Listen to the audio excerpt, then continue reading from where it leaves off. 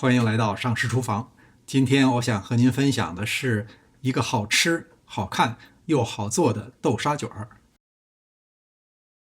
我是用面包机来和面，一杯温牛奶，刚从冰箱里拿出来太凉，在微波炉里热半分钟就好。打入一个鸡蛋，再加半茶匙香草精。纯的香草提取肯定比较贵，如果您看到特别便宜的，那一定是人工合成的。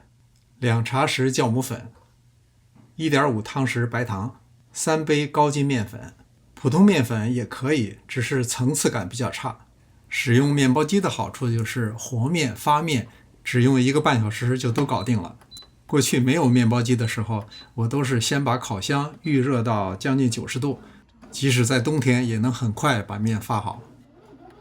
面和到5分钟基本就成团了，这时候加入30克黄油。接下来你就不用管它了，只等机器提醒就好了，或者看到面团醒发至2倍大。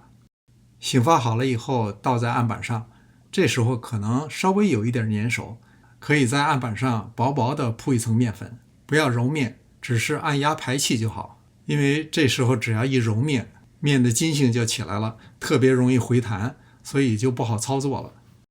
先处理一半，可以用我这种手法把它做成一个表面光滑的圆形，向下向回拉，这样面团的筋性也不会起来。擀成一个圆饼就非常容易。我这个硅胶案板比较好，最大的圆的直径正好是12寸，也正是我要擀的饼的大小。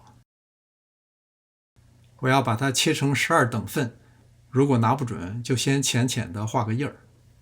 这种硅胶案板肯定不能用菜刀，用切披萨的刀比较合适。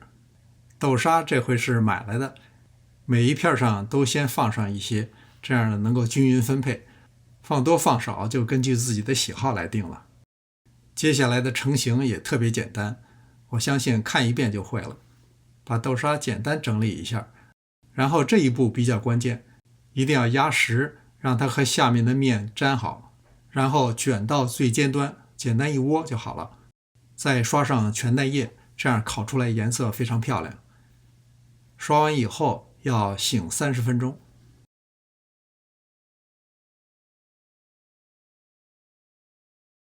烤箱提前预热华氏360度，烤25分钟。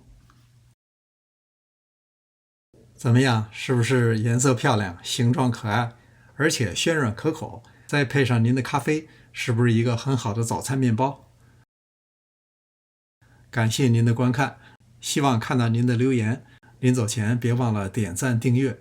这里是上食厨房，我们下次再见。